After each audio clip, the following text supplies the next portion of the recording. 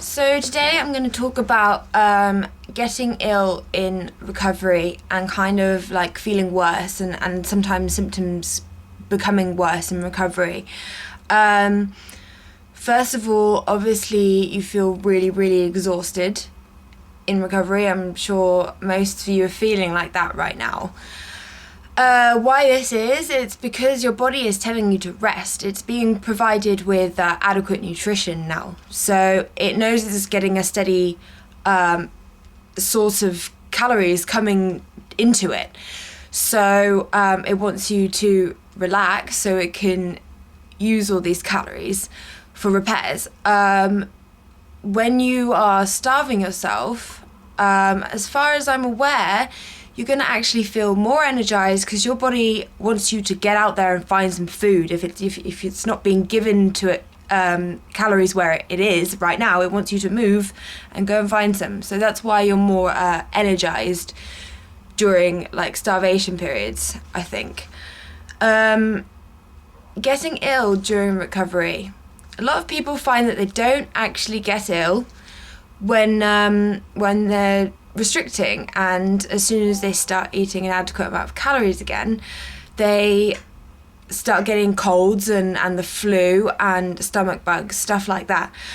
Now the reason for that is actually you are getting ill when you're restricting, but basically when you're restricting, your body knows that it cannot fight whatever illness you have. And that's why you don't actually get illness symptoms. Now, the symptoms, feeling rubbish, any symptoms of an illness, like the cold and the flu, is actually your body reacting and fighting off the illness. So the reason you think you're not getting ill is because your body's not actually battling any of the illnesses. Basically, when you're in starvation mode, the adrenal gland goes into overdrive to compensate for the lack of energy. Your blood sugar is too low, so the cortisol is excreted to raise it. Cortisol is an anti-inflammatory thing, so you don't easily get sick. It's not good because cortisol is a stress hormone, which is good in emergency situations, but it can take a toll on the body when it's elevated for a long period of time. Bodily proteins from connective tissue or muscle are converted into sugar, which makes you go into a kind of catabolic state, which means your tissue is being broken down, which is also referred to as the body cannibalizing itself, which is obviously really bad. This is when your body takes energy from muscles, bones, the heart, tissue. I've mentioned this before, that's like when it create severe damage to the body.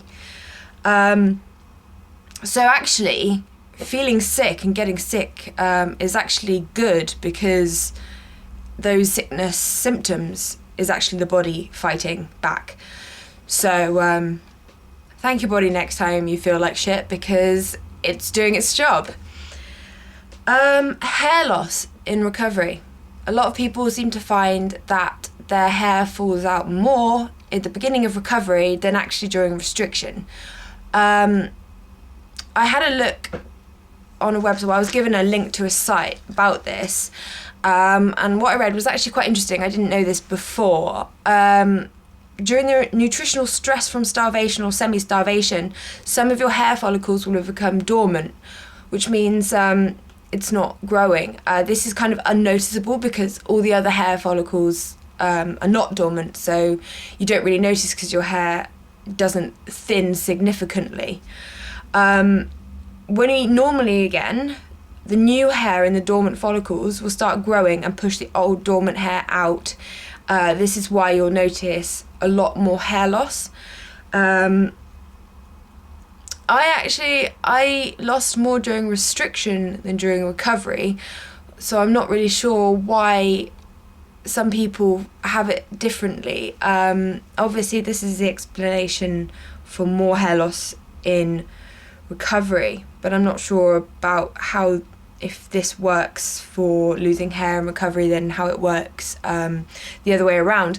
But I guess that doesn't really matter, because if you're recovering and you're not losing more hair, that's great. But yeah, for those losing it in recovery, don't worry about it, don't stress. Like, it is the old dormant hair being all pushed out so that it makes room for the new hair to grow.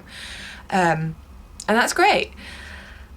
Intolerances is the last thing on my list. A lot of people think that they are now intolerant to gluten or dairy.